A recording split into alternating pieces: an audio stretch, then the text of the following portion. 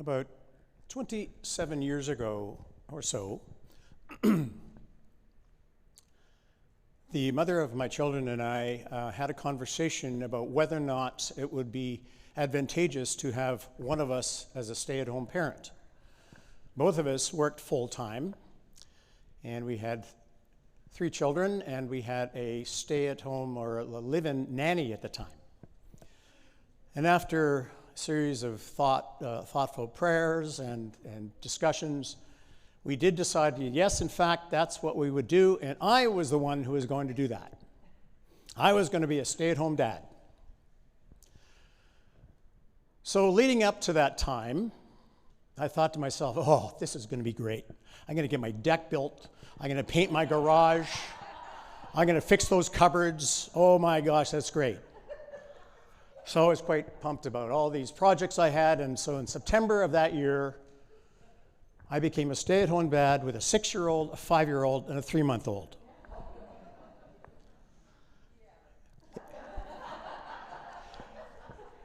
It did not take long, a matter of maybe 3 weeks, and I said to myself, what have I done? These were the most powerful beings on the face of the earth.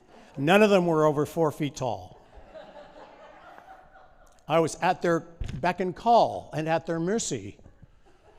I needed mercy. It was extraordinary. Now, in those days, there weren't too many stay-at-home dads, so I didn't have a sort of a coffee clutch of people I could go and get support from. It was like I was on my own. And it was the most difficult job I've ever had. They don't have a university of parenting. You fly by the seat of your pants and do the best you can. I see a lot of you mothers nodding. And for those of you who are mothers, I have the deepest and utmost respect and appreciation for your role and your job. Many years ago, it was the case that father knew best, and the father had a very clear mandate in terms of what his role was, and the mother had a role in what her job was. Primarily, the mother's role was to be at home, raise the children, look after the household. And the father was there to come home and to read the paper and bring the bacon home, so to speak. And what it occurred to me is, in the role of parent, primarily as mother, even to this day, the primary caregiver at home generally is the mother, that the mother's role is without fanfare. It is without thanks and gratitude. Mothers are not looking particularly for compliments or the opportunity to be lauded for their the work that they do at home. The accolades were few and far between. You're not trying to climb the corporate role by any stretch of the imagination. There was no way to be noticed. In my experience with mothers, the people I have known, those people have most often put themselves ahead of everyone and everything else on their behalf, and have not thought of themselves to any great degree. Mothers live sacrificial lives on the behalf of many others. Now, I just want to get a teeny bit political, I think, and that is that I think the expectation these days, now I want a raise of hands if you agree with me. We've come a long way in the last 50 years. Agreed?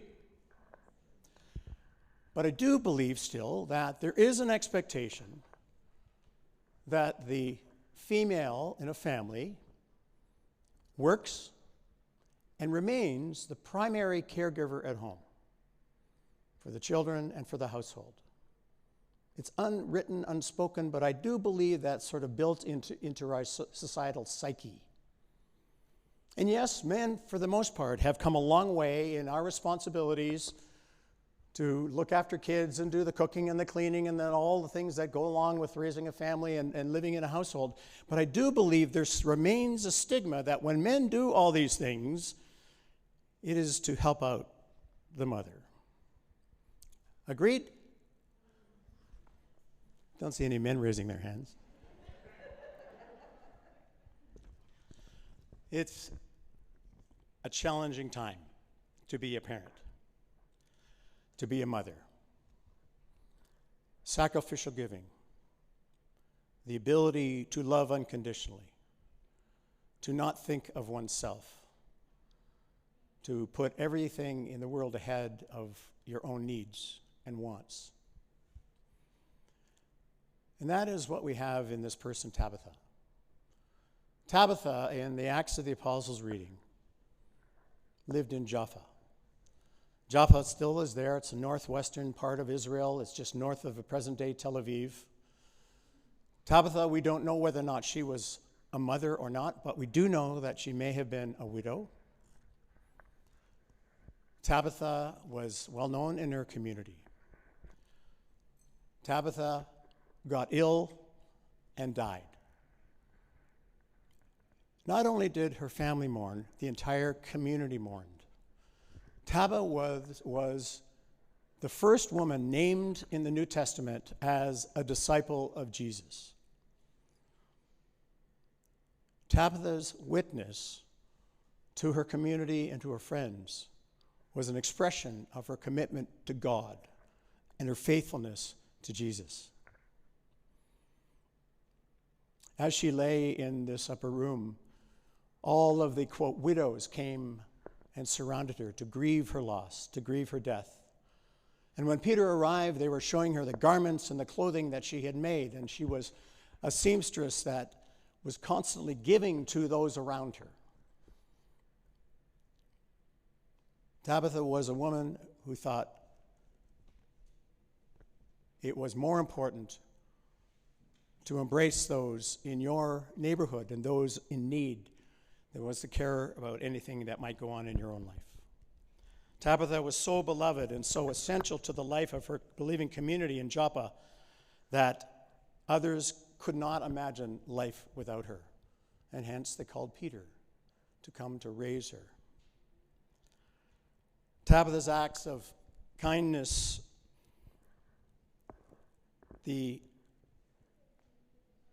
her acts of kindness and devotion were witness to her devotion to God. And it was understood that her committing oneself to the other, by doing so, we are committing ourselves to God and God's call to us. In my career, I have been in a number of parish communities. And in every single one of those parish communities, church communities, I have met a Tabitha. And I can name them: Kitty, Jennifer, Gloria, Amber, Irene, and many people here at Inca, but I'm not going to name you, so I don't want to embarrass you. These are people who recognize that it is more important to give of oneself in faithfulness to God than to care about what is going on in your own life. That is our witness as Christians in this Easter season. That is the witness of Jesus, who gave himself that all might find a new source of life and light in their lives.